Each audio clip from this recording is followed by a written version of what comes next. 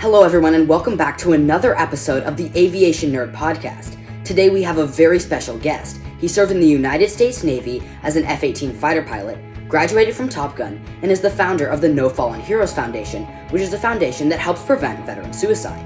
I'm so excited to welcome Matthew Whiz Buckley to the podcast.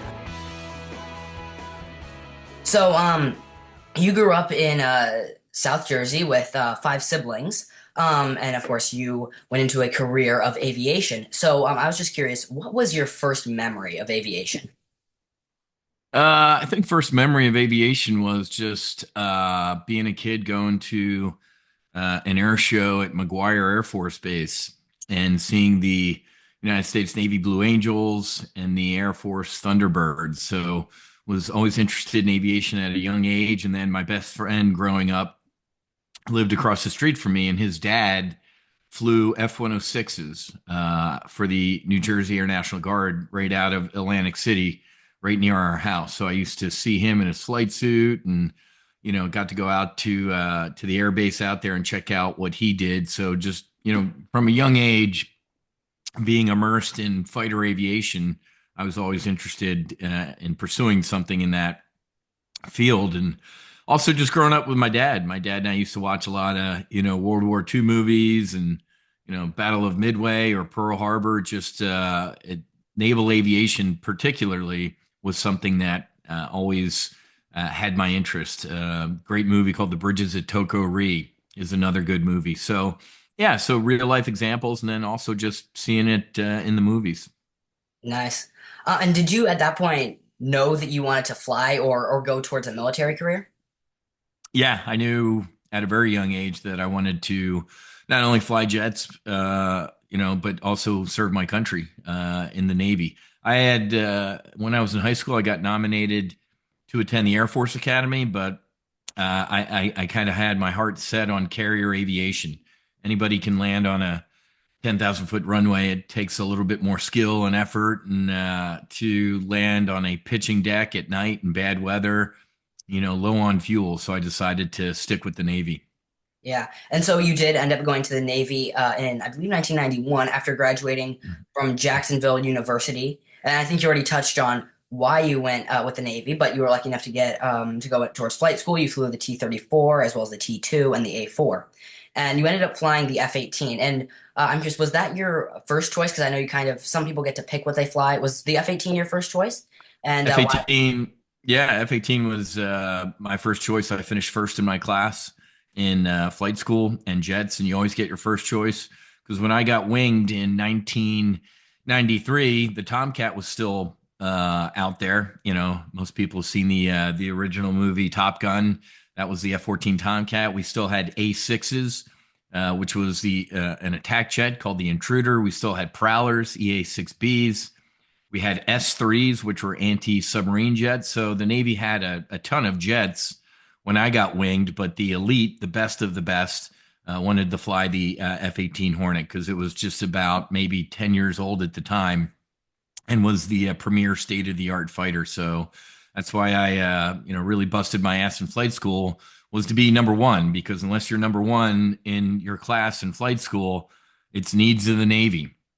When I was flying T-34s, I focused on being number one because if you weren't number one and the Navy needed 10 helicopter pilots that week, guess what? They picked, you got helicopters. Didn't matter if you wanted to fly jets. It was based on the needs of the Navy. So always being number one, I controlled my own ticket. So, yep, I was an F-18 baby and absolutely loved it. And what were some strategies you used to get through flight school to be number one? I took the Unabomber approach when I was based in Pensacola, outside of Pensacola at Whiting Field, Naval Air Station Whiting Field. I was like the Unabomber. I got a 1-bedroom house out in the middle of the woods. I had my dog, and I literally locked myself in that house, and I studied my ass off. Went into do extra simulators as much as I could. Went and talked to instructors as much as I could, and to put myself ahead. I had buddies who, got condos in downtown Pensacola and decided to drink and play volleyball. And of course, they ended up flying helicopters. So just a singular focus on knowledge and getting uh, all the help I could if I needed it.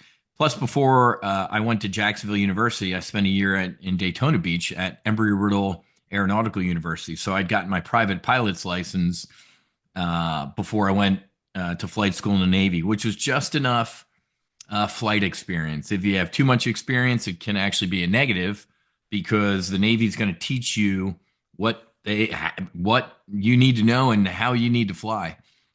So having a little bit of flight experience and just a sole dedication to studying and being number one was what made the difference. I couldn't imagine today going through flight school with cell phones and the internet. I'm old enough where this was the early 90s. Al Gore hadn't invented the internet yet.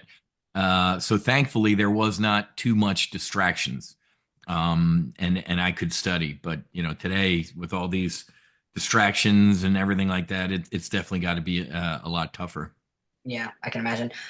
So you did end up getting the F-18, and your first assignment was I believe Lemoore, California, right? And so I mentioned earlier in the opening that you grew up on the East Coast, so then you moving to the West Coast. How was that transition from basically really moving across the entire country?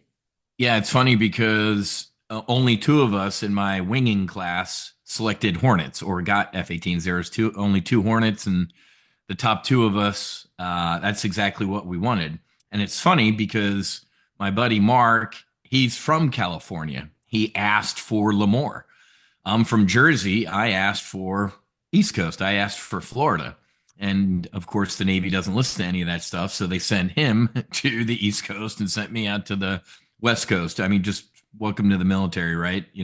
And I remember going, the commanding officer squadron is like, well, here's the number you can call in DC and see if they'll switch, just all it would simple change some names. Why don't you call DC and, see what they can do? And of course, they hung up the phone on me. So that was pretty funny. But yeah, California was definitely a complete. It really was another country to a guy from South Jersey, South Philadelphia. I absolutely loved it. Lemoore is when I left Kingsville Naval Air Station and drove for like a day and a half to get to Lemoore. It looks like all they moved was the sign, right? Kingsville, Texas looks exactly like Lemoore, California. Flat crops, dirt. The Central Valley of California is not the most scenic part of California, but they don't put master jet bases in the middle of New York City, right? So, and being in the middle of the Central Valley makes sense for a master jet base. But we had a blast. I was newly married, and when you're in your mid 20s, me and my beautiful bride, we just had a blast. The wine region of Paso Robles was just starting out, so we used to go down to the wineries on the weekend or down to the Central Coast. So we made the most of it. Lemoore being right in the middle of California, it was 2 hours from everywhere. It was 2 hours from Yosemite, 2 hours from San Fran, 2 hours from LA. So it was cool. Yeah, living in Lemoore and getting to see California was definitely awesome for a kid from Jersey. Yeah, and sometime around that time frame, I assume you got your call sign Whiz. Would you be willing to share your story on how you got that call sign? Uh, Not really. It's a 10 drink minimum, but Right. I actually got so when I got commissioned out of Jacksonville University, there was a wait for flight school. There was about a year wait. There was, a couple bubbles in the training pipeline. And instead of reporting to Pensacola, and I think some of my buddies who went straight to Pensacola, they ended up being lifeguards at the swimming pools where they do all the swim quals and stuff like that. And when I got commissioned, the commanding officer of my ROTC unit said, "Hey, if you find a job somewhere, it's called a stash. If you get stashed somewhere, you can go do something cool." And I had spent spring break of my senior year down in Key West, and I saw that they fly F5s, A4s, F16s out of Naval Air Station Key West. There was a squadron called VF-45, the Blackbirds.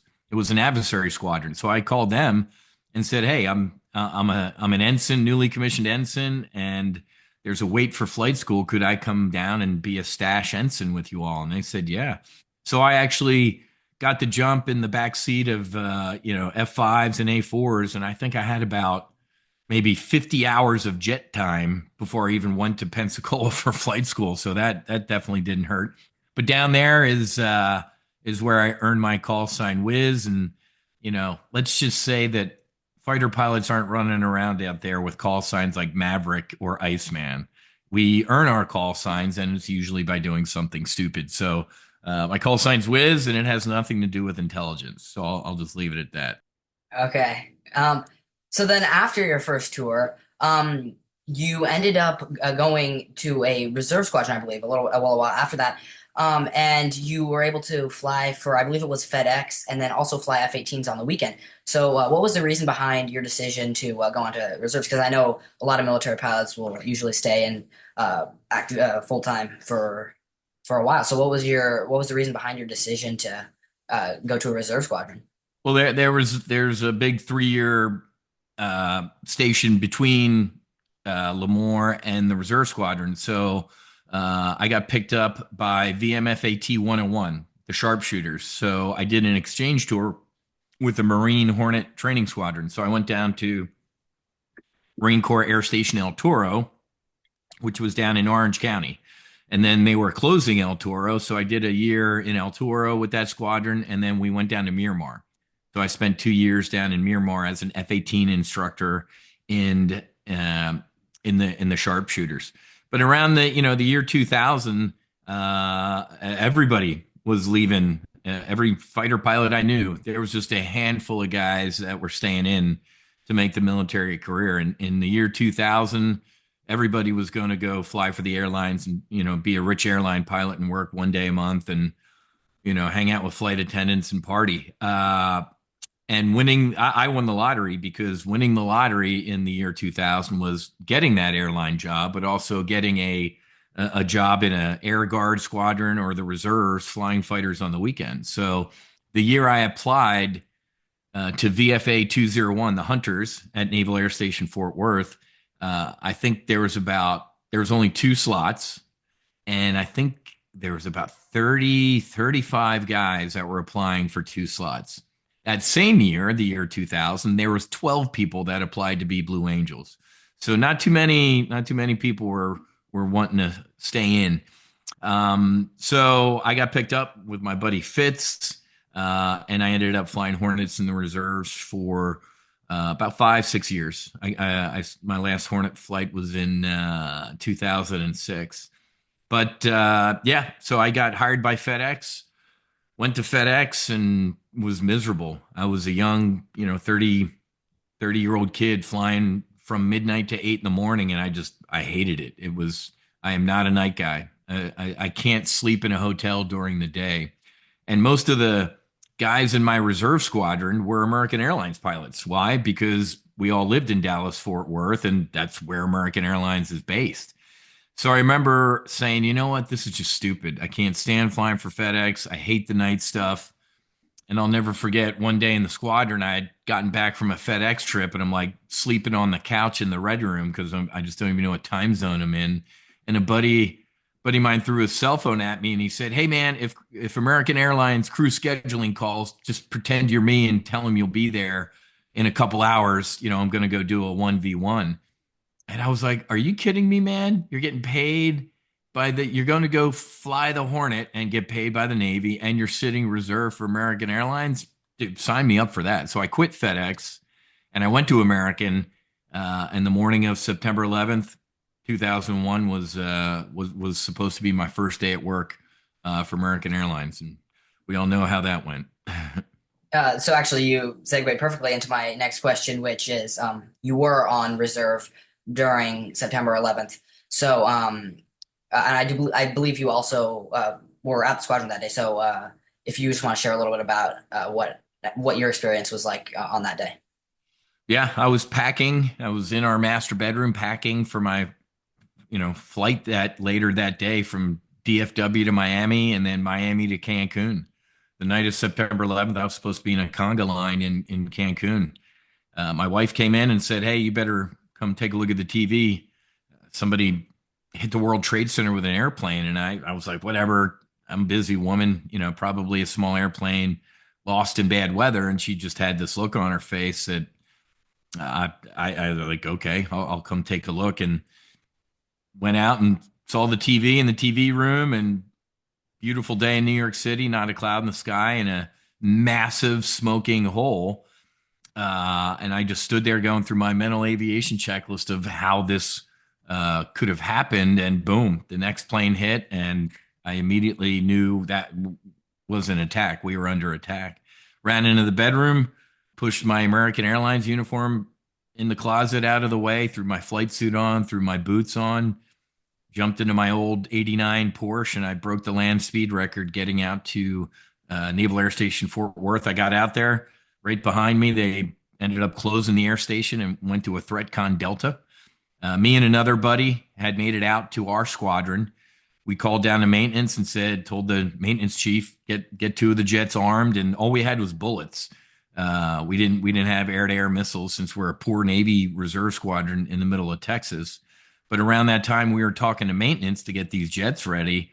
The general in charge of the Air Force Reserve Wing, or whatever it's called, next door, called the ready room. He was tied into NORAD. He said, "Whiz, what do you got?" And I said, "It's me and Gruff, sir, and we're getting a couple jets ready." And he said, "Well, get over here to the command post. I got 4 F-16 guys who made it on base. Why don't we brief to fly combat air patrol?" So Gruff and I, my squadron mate, we ran over to the command post, started briefing with a couple F-16 guys about getting airborne. And around that time, I think the Pentagon got hit, or Flight 93 in Pennsylvania, because they had the TVs up in the command post, and it was incredibly surreal. I mean, all of us were screaming to get airborne. So since the Air Force is usually more drilled in doing this stuff, their airplanes got ready first, so they launched and got airborne. Gruff and I started up, and we went to the end of the runway, waiting for them to land, run out of fuel, and then we were going to get airborne. But by the time the SPADs ran out of fuel, every airliner on the face of this country was on the ground. So we just kind of sat there the rest of the day, or a couple hours, with our engines turning, just in case we needed to scramble. So that was my September 11th. I went from potentially flying in an airliner that day to maybe shooting one down, which was obviously pretty surreal. Yeah, that must have been pretty crazy. So you were still at that point working for American Airlines. You also, of course, were still staying on reserve for the Navy. But shortly after that, you ended up, I believe you ended up getting furloughed from American Airlines. Yeah, what was that Yeah. experience, especially after 9/11 like that? Well, so I think it was September 14th. Gruff and I just happened, we were alternating alert with the SPADs and the Hunters. And it just happened a couple days later, Gruff and I got paired up again to sit alert. And he and I got scrambled on a contact. The airspace was still closed, and turned out to be like an old man in a small Piper Cub with his grandson. But we didn't know that. Somebody got airborne in South Texas and was heading towards prohibited airspace. Now, President Bush's ranch around Crawford had, a prohibited airspace. So Gruff and I actually launched, and we intercepted this, plane doing all of 80 miles an hour. I almost fell out of the sky intercepting this guy, and we forced him to land in a grass strip. So Gruff and I got back from that. We were one of, two of the only planes airborne in the country that day. We landed, and as I'm in the ready room telling my story of, this intercept, and my phone rings, and it's a guy allegedly from American Airlines, like, "First Officer Buckley, are you ready for your first trip tomorrow?" And I'm like, "Is this a joke?" And he's like, "What are you talking about? If you don't show up, you're going to be fired," type of thing. I'm like, "Do you even have a TV, man? Like, do you even know what's going on in the world?"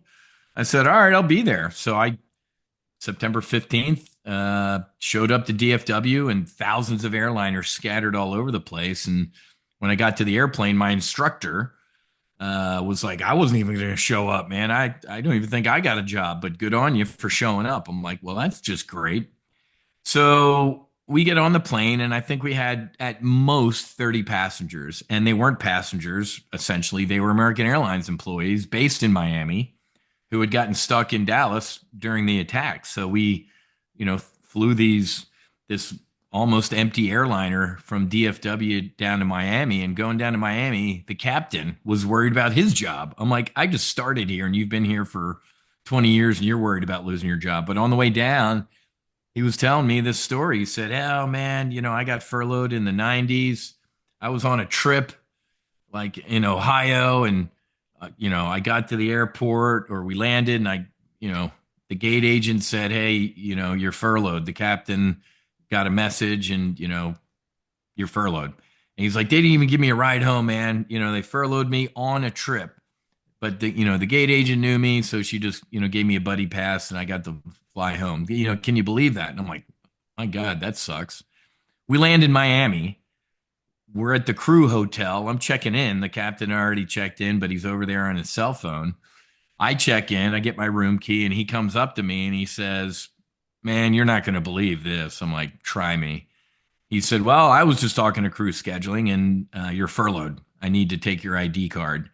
So same thing happened to me. I got furloughed from American Airlines on a trip down in Miami. But thankfully, my in-laws lived in South Florida, so they picked me up. And then even better, my reserve squadron was doing a detachment down to Key West soon. So I just grabbed a rental car and ended up going down to Key West. So that was my career with American Airlines, was one flight from DFW to Miami. So that was a really brief career. Yeah.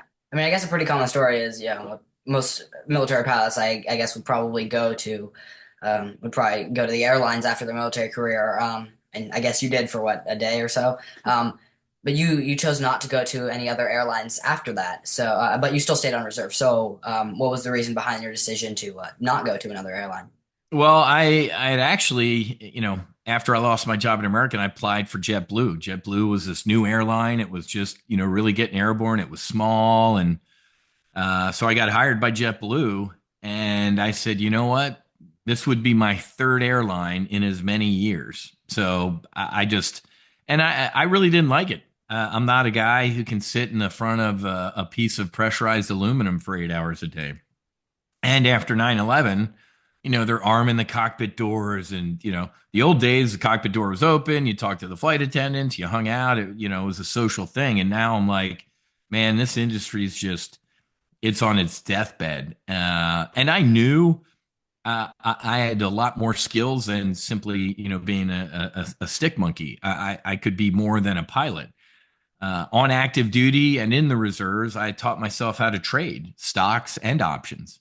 And I applied everything I, was learning as a fighter pilot to my trading, and it worked incredibly well. So I had popped up on the radar of one of the largest volatility arbitrage trading firms in the world, headquartered in the Chicago Board of Trade. So right around the time I was thinking about the JetBlue thing, Wall Street came calling, and I'm like, you know what? God's sending me a message here, because I really don't feel like another airline right now. And a lot of, they robbed, there was a bank robber who they finally caught in the 20s. And, one of the agents asked him, "Why'd you rob banks?" And he responded, "That's where the money is." So I decided to go where the money is, and went up to Chicago and helped run a multi-billion-dollar trading firm, and just really never looked back on the airline industry at all. So I've gotten to speak to some other military pilots, and I've heard this somewhat common theme of, after they are done with the military, they're also somewhat interested in business and investing and Wall Street and stuff. Do you think that's just coincidence, or why do you think there's a connection between the military world, and then also on Wall Street?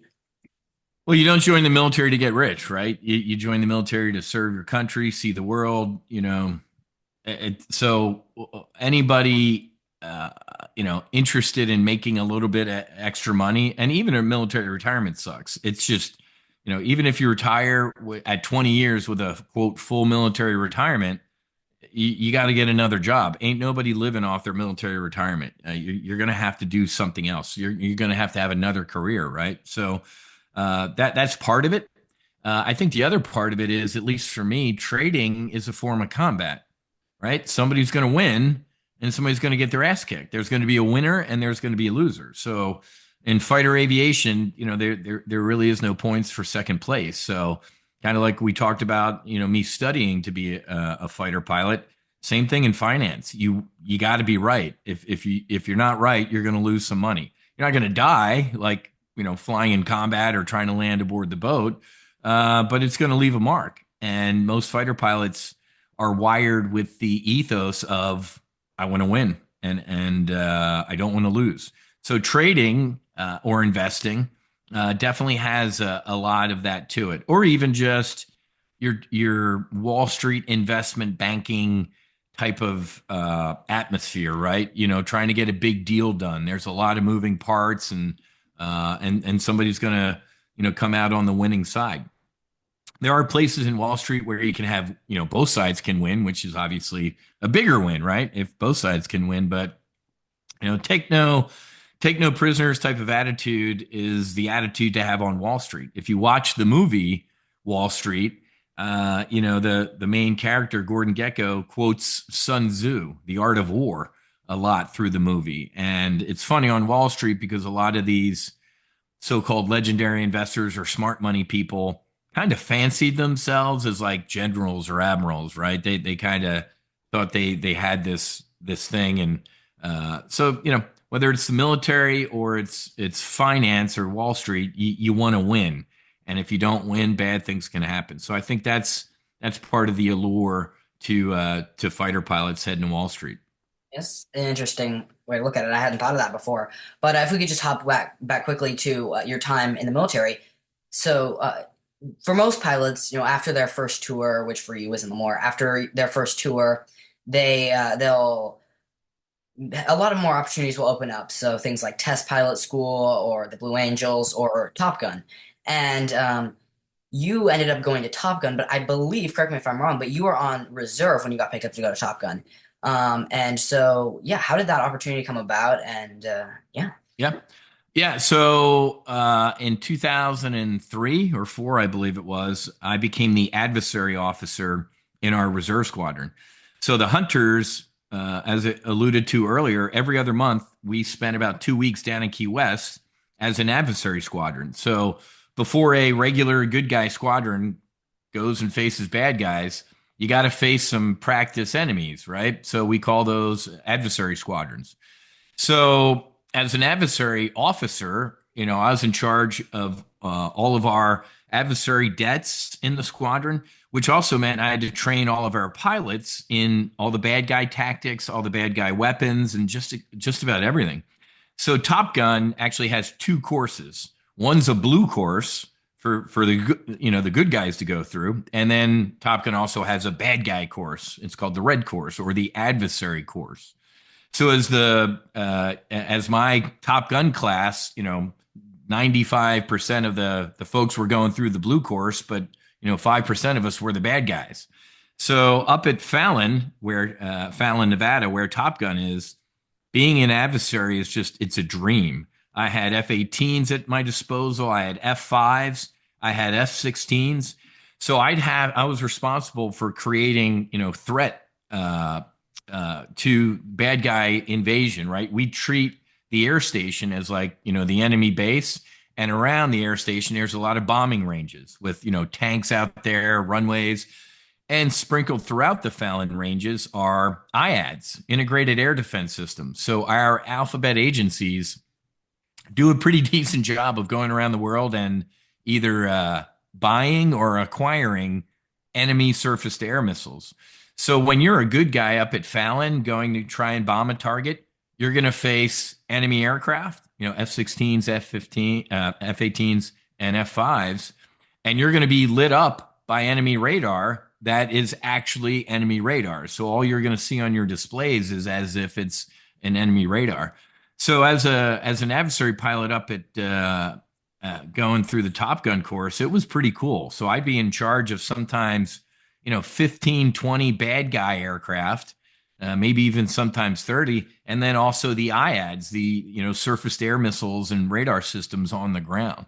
So that's the course I went through. And it was pretty funny because when I was an instructor pilot in El Toro and down at Miramar in the Marine Squadron, I was a pretty good F-18 instructor, and I taught. My main job was teaching young Navy and Marine aviators how to land the Hornet aboard the boat for the first time at night.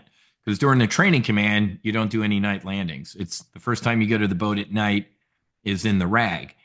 And it's funny because I walk in the doors of Top Gun as a, slack-jawed reservist, and maybe three or four of the Top Gun instructors were former students of mine. So they were like, "Oh, hey, Whiz, welcome to Top Gun," and they put me through the ringer, and it was awesome. I'm glad they did. I didn't want any special treatment, so it was pretty stressful, man. I spent many a night in the bachelor officers' quarters with my models and going over my brief, and just because, again, even though I was reservist, man, I didn't want to shine my ass. I wanted to kind of like being a young 21-year-old kid living in the Unabomber cabin outside of the air station, Whiting Field. I wanted to do well.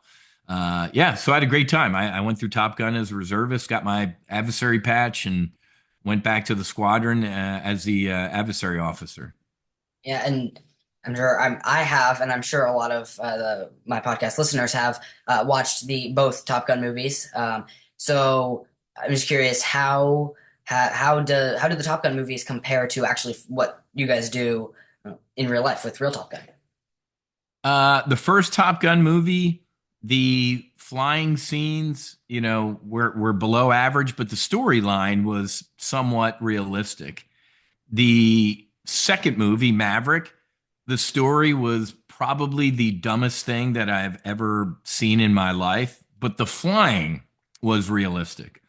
One of my close friends, Captain Brian Ferguson, Ferg, was the technical advisor to Maverick. He got 2-year orders from the United States Navy to report to Paramount Studios. So I talked to Ferg a lot, and he gave me a lot of the intel.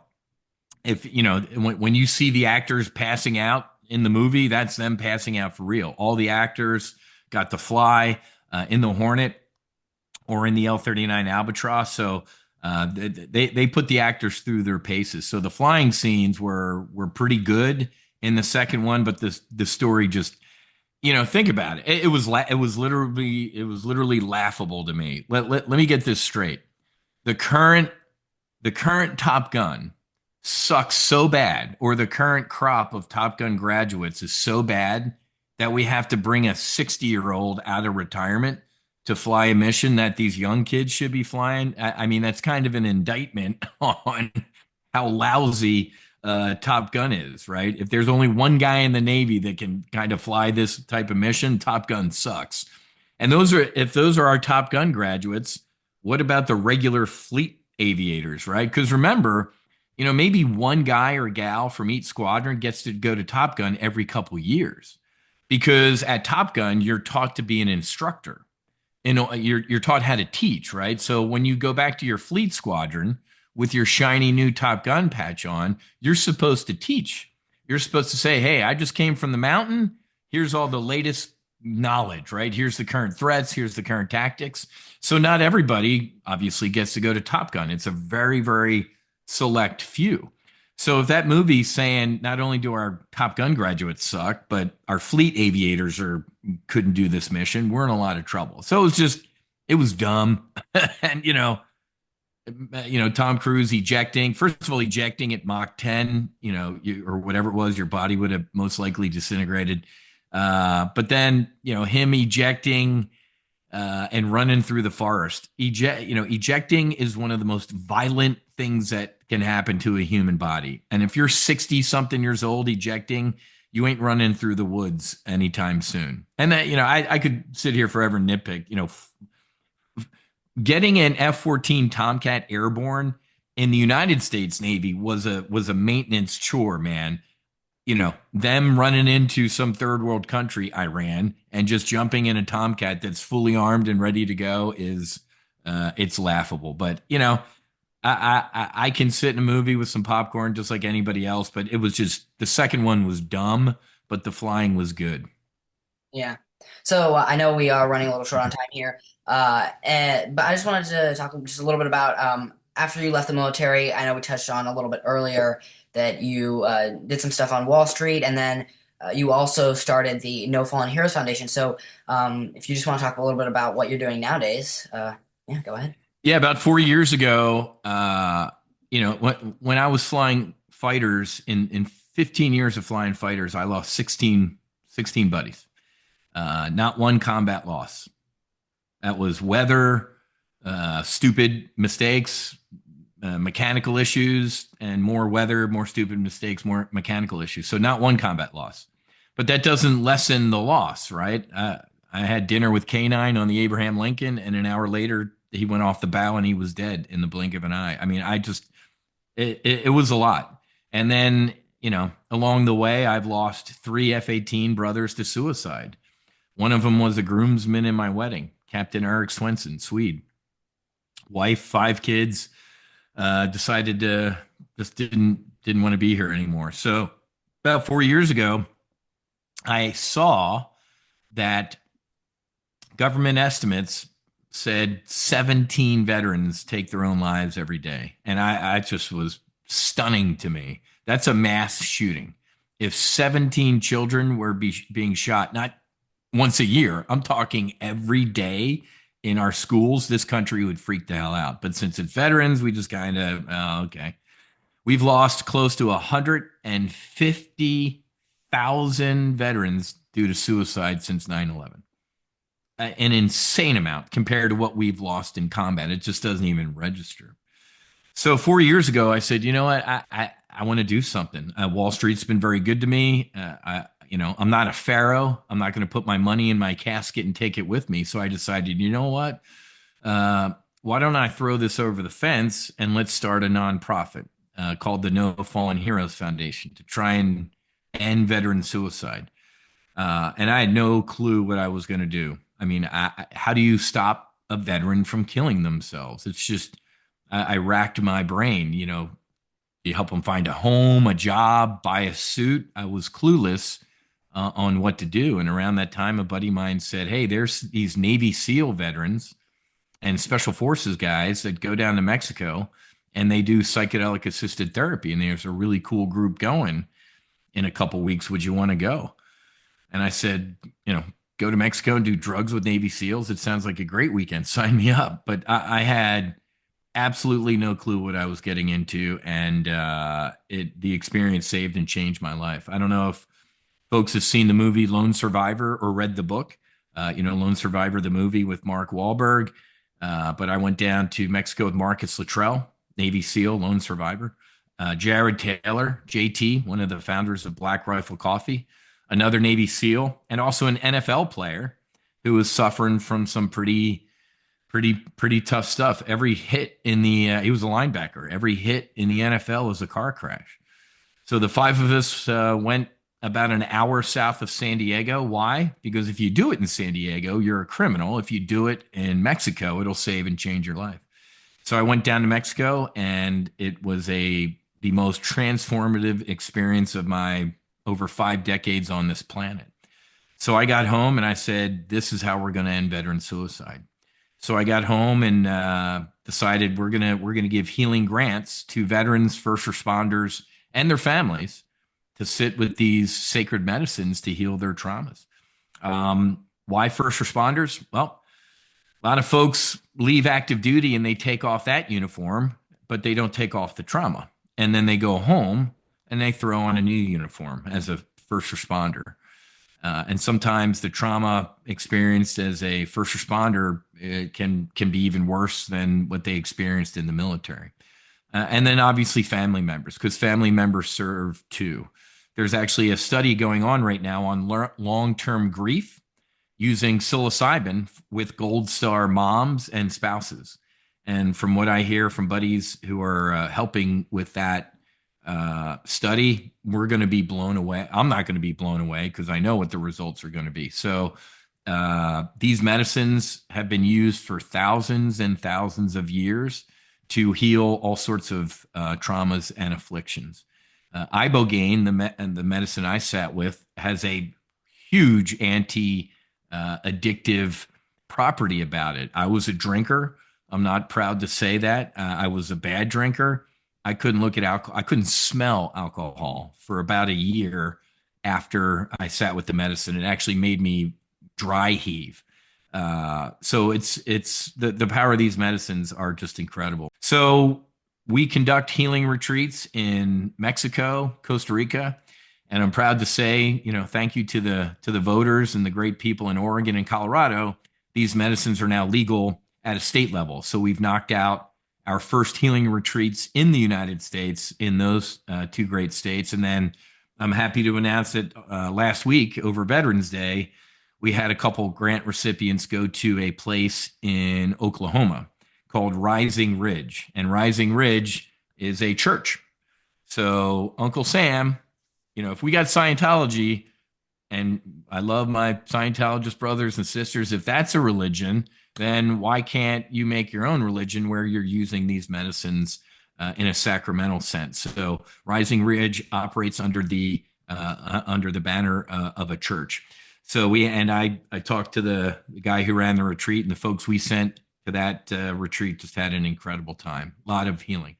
I will tell you, these medicines are absolutely not for everybody. There are so many different healing modalities out there: yoga, breath work, meditation, climbing a mountain in Nepal. There are so many different ways to heal. But I like to tell people that radical trauma might need radical healing, and these medicines are definitely potentially radical healing. And in addition to the anti-addictive properties, they also have neuroplasticity. One of the Navy SEALs showed me his brain scans from the VA before he sat with the medicine, and he was a breacher, right? The first, SEAL at the door is a breacher. They put the explosives there, and just the concussive blasts.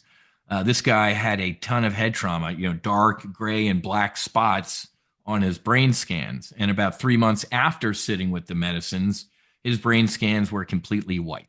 They were clear.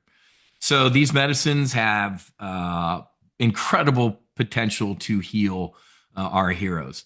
2 years ago, it turns out that Uncle Sam's 17 a day number was a lie, or I'll be nice. Maybe they weren't lying. They were understating. The University of Alabama and Duke University did a study, and they actually dug into Uncle Sam's numbers. And they said the number is closer to 44 veterans are taking their own lives every day, which is just, it's seven. If you thought 17 was a lot, try 44 on for size. We're going to run out of veterans. All right. Yeah, it sounds like you're doing some really great work. Those are all the questions that I have. Thank you so much for being here. Do you have anything else you want to share just before we end it? Yeah, if this resonated with you at all, if you know a veteran, a first responder, or a family member interested in healing, you can head to nofallenheroes.com, and up on the top right it says apply for a healing grant. If you need a healing grant, we can, that's why we raise money. If you can self-pay, we can hook you up with an approved retreat center and location where we send our folks to. And yeah, make sure you can follow us on social media, on Instagram, No Fallen Heroes, or Facebook, or on Twitter. The biggest thing we need is donations, obviously, to help fund our healing grants. But if people can't donate, the second best thing is to spread our message, is to get the word out there that we need to heal our heroes at home, and these medicines are potentially how we're going to do it. All right. Thank you so much for sharing. It was great talking with you. You bet, Nathan. Thanks for having me. I appreciate it.